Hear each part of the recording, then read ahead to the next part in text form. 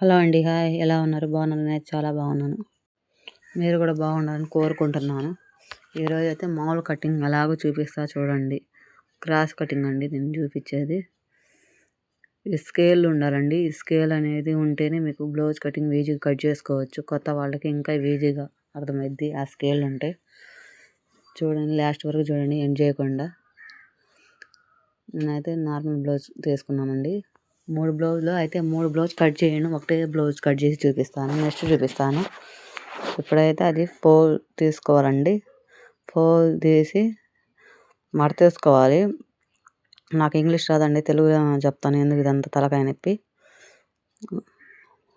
2 మడతలు వేసారు కదా, ఇప్పుడు 4 మడతలు లాగేసుకోవాలి. 2 మడతలు వేసిన తర్వాత ఇప్పుడు 4 మడతలు, అప్పుడు 4 ఇది వచ్చిందండి. అవి చేతులకి కట్ చేసుకోవడానికి అలా మడత వేసుకుంటే మీకు క్లారిటీగా అర్థమైద్ది. మడత వేసిన తర్వాత అలా వేసుకోండి. జాకెట్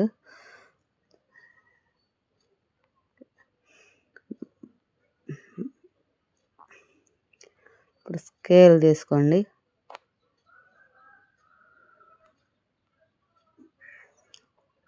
అది రోజు కానరాట్లేదని వెతుకుతా ఉన్నా. అది వెనక పెట్టుకొని ఊరంతా వెతికినట్టు ఉన్నది ఏదైనా.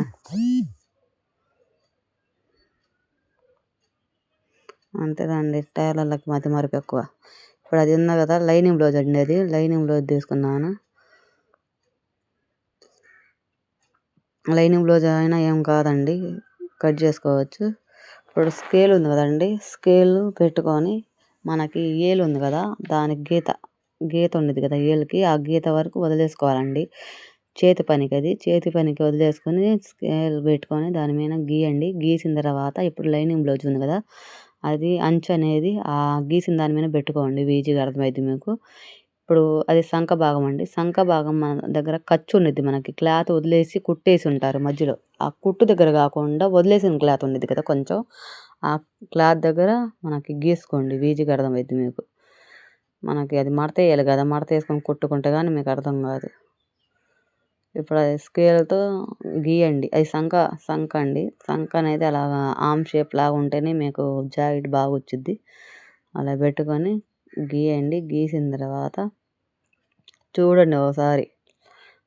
కొత్త వాళ్ళకైతే ఈజీగా అర్థమైద్దండి. ఇప్పుడు మన అక్కడికి ఇక్కడికి పోయి నేర్చుకొని వాళ్ళకి వేలు ఇచ్చి సరిగ్గా ఎందుకు 1-4 సార్లు చూసి కుట్టుకుంటే మనకే వచ్చిద్ది. ఇంట్లో ఉండి నేర్చుకోవచ్చు. అది కట్ చేయండి. కట్ చేసిన తర్వాత ఇప్పుడు సంఖ భాగం ఉండిద్ది. ఆ సంఖ భాగం దగ్గర టిక్ కొంచెం కట్ చేసుకోండి. మనకి ఆ సంఖ భాగం కుట్టేటప్పుడు కూడా ఈజీగా ఉండిద్ది మీకు. అది కట్ చేసుకున్న తర్వాత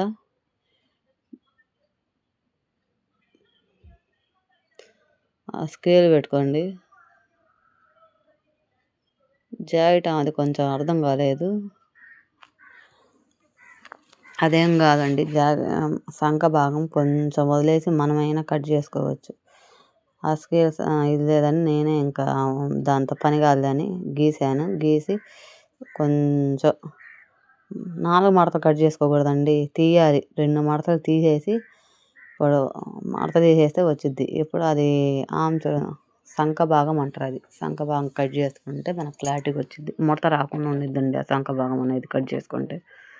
అది కట్ చేసుకున్న తర్వాత గీసిన తర్వాత కట్ చేసుకోండి.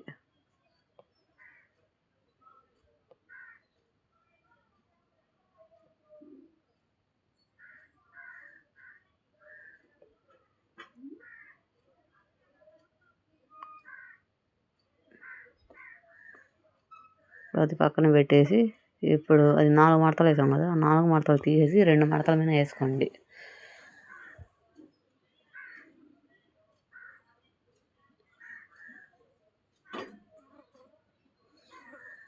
ముడత రాకుండా చూసుకోండి. జాకెట్ ముడత వస్తే మీకు గుగ్గు వచ్చిద్ది. జాకెట్ క్లారిటీగా రాదు, మన కటింగ్ కూడా సరిగ్గా రాదు. ఇప్పుడు ఆ స్కేల్ పెట్టండి. వీపి భాగం అండి అది. వీపి భాగం కింద స్కేల్ పెట్టి గీయండి. గీస్తే మీకు అది చేతి పనికి వెనకాల అనేది నేనైతే పట్టి వేయనండి. చేతి పనికి కొంచెం వదిలేసి కుడతాను. మామూలు జాకెట్లకైతే, లైనింగ్ జాకెట్లకైనా అంతే.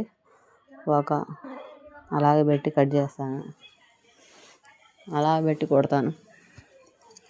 ఇప్పుడు చూడండి లాంగ్ వరకు చూడండి, తెలిసింది మీకు కటింగ్ ఎలాగో. ఇది కటింగ్ ఎలా పెడితే రేపేమో స్టిచ్చింగ్ పెడతాను, కుట్టేది పెడతాను. ఇప్పుడు వీపీ ఎలా పెట్టుకోండి, మనకి గీసాం కదా కింద గీసినంత వరకు వీపీ అది పట్టి వచ్చేటట్టు చూసుకోండి. ఇందాక చేతులు ఎలా పెట్టామో అంచు వచ్చేటట్టు చూసుకోండి. మనకు ఖర్చు ఎంతవరకు ఉందో అంతవరకు చూసుకొని ఘాట్లు పెట్టుకోండి. ఎక్కడైనా కొంచెం వదులుకొని పెట్టుకోండి. ఎగస్ట్రా అయినా లూజ్ ఉన్న కుట్లు వేసుకోవచ్చులే అని సరిపోకుండా ఉంటే మళ్ళీ మీకు ఇబ్బంది పడతారు. సంఖ భాగం కరెక్ట్గా వేసుకోండి. ఇక్కడ కింద భాగం అనేది మనకి పట్టి వెనకాల పట్టి మడవాలి కదా, పట్టి ఘాట్లు వేయాలి కదా, అందుకు కొంచెం వదిలేను. కింద అయితే సంఖ అయితే కరెక్ట్గా పెట్టాలి.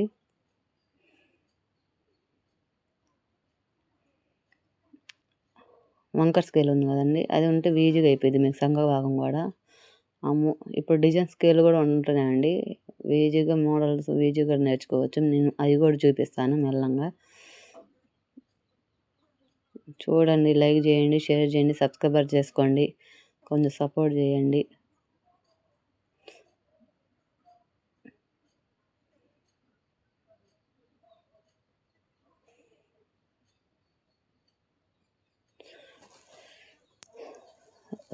వెనక వీప్ అండి, అది రౌండ్ గీసుకోవాలి. రౌండ్ బాగుంటేనే జాకెట్ బాగుంటుంది. రౌండ్ బాగాలేకపోతే మళ్ళీ పైకి ఉంటే జాకెట్ అసలు బాగుండదు. నేను రౌండ్ అయితే బాగా పెడతాను జాకెట్లు. వెనక కానీ ముందు కానీ ఫిట్గా ఉంటాయి నేను కుట్టే జాకెట్లు. అందుకే నా దగ్గర చాలామంది వస్తూ ఉంటారు. గీసిన చోట కట్ చేసుకోండి.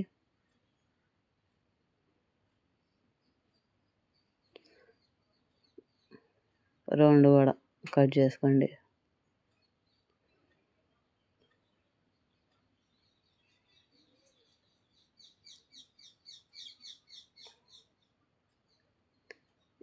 ఇప్పుడు క్లాత్ ఉంది కదండి, క్లాత్ తీసుకోండి. ఇప్పుడు అది కట్ చేసాం కదా, వెనక భాగం కట్ చేసాం, సేమ్ ముందు భాగం కూడా అలాగే కట్ చేసుకోవాలి. లేకపోతే అది పట్టి అనేది వెనకాల మనం కొంచెం ఖర్చు లాగా వదిలేం కదా, కింద వెనకాల పట్టిలాగా ఇది చేసుకున్నాం అంతవరకు అంతే. ఇంకొంచెం మన చేతి పనికి వదిలిన పట్టి కాకుండా చేతి పనికి వదిలిన పట్టి అంత మరింత తీసుకొని మడత వేసుకోండి. మడత వేసిన తర్వాత చూడండి, క్లారిటీగా చూపిస్తున్నా కదా, సేమ్ అంతే. నేను పెట్టేది క్రాస్ కటింగ్ అండి, క్రాస్ పెట్టాను, అది కూడా పెట్టండి. చూడండి క్రాస్ కటింగ్ అలాగా.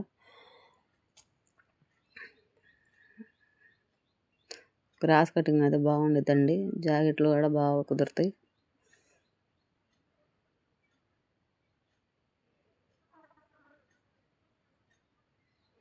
సేమ్ అలా పెట్టి గీయండి. ఇంకా వెనక భాగం ఎలాగో ముందు భాగం అంతే.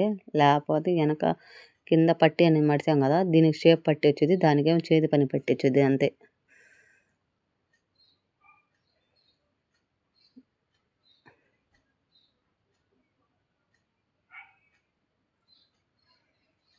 నేను ఇప్పుడు కట్ చేస్తున్నాను కదండి జాకెట్, అది చూసి మీరు కట్ చేయండి ఒకసారి. జాకెట్ 1-2 సార్లు చూసి కట్ చేసుకోండి.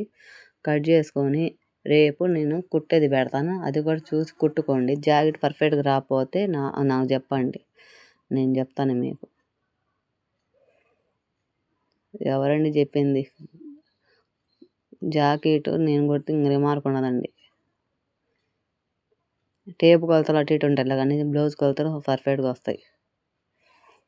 ఇప్పుడు అది సంఖ కట్ చేసుకోవచ్చు, ముందు కూడా కట్ చేసుకోవచ్చు, ఈజీగా అయిపోయిద్దండి మనకి తలకాయ నొప్పి లేకుండా.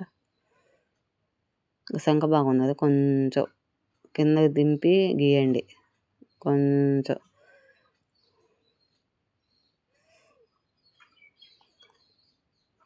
ఇప్పుడు మెడ గీసుకున్నాం కదండి, ఇప్పుడు అలాగే పెట్టుకొని ఇప్పుడు ఉక్సులు పట్టి ఉన్నది కదా, ఆ ఉక్సులు పట్టి దగ్గర మనకి పైన కొంచెం కింద కొంచెం వదిలేసి గాడ్ పెట్టుకోండి. గాడ్ పెట్టుకున్న తర్వాత అది మడతేసి కుట్టాలి, లేకపోతే ఖర్చు కావాలి, ఇంకా అన్నీ కావాలి కదండి, అందుకు.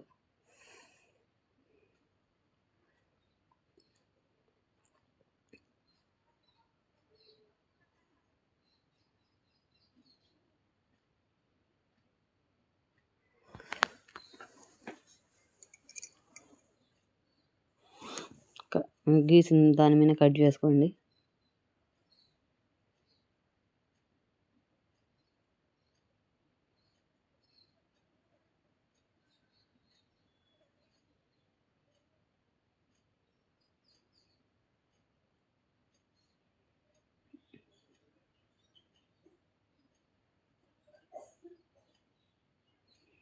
నా మాట విని కమ్మంగా సెకండ్ హ్యాండ్ మిషన్ తెచ్చుకోండి. సెకండ్ హ్యాండ్ మిషన్ తెచ్చుకొని కమ్మంగా ఇంట్లో ఉండి కుట్టుకోండి. ఈజీగా వస్తాయి. నేను కూడా అలా తెచ్చుకున్నదాన్నే, అలా నేర్చుకున్నదాన్నే. అయితే నేను ఎక్కడికి పోయి నేర్చుకోలేదు. ఇంట్లో సెల్ తీసుకొని సెల్లులో చూసి నేర్చుకున్నదాన్ని. నాకైతే ఫస్ట్‌లో నాకు కూడా 50 చీరల దాకా పోయినాయి. తర్వాత మెల్లంగా అలవాటయినాయి. ఇప్పుడు నేనే సీనియర్ అయ్యా. ఇంకా అది షేప్ పట్టండి. షేప్ పట్టికి కూడా ఖర్చు కొంచెం వదులుకొని మిషన్ ఖర్చు ఇప్పుడు ఖర్చు ఉంది కదా! ఖర్చుకైనా కొంచెం ఇంచు ఎక్స్ట్రానే కట్ చేసుకోండి.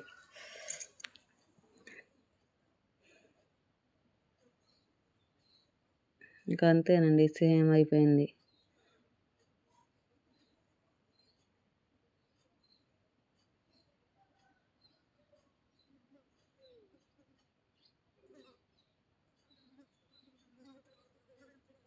సమాప్తం.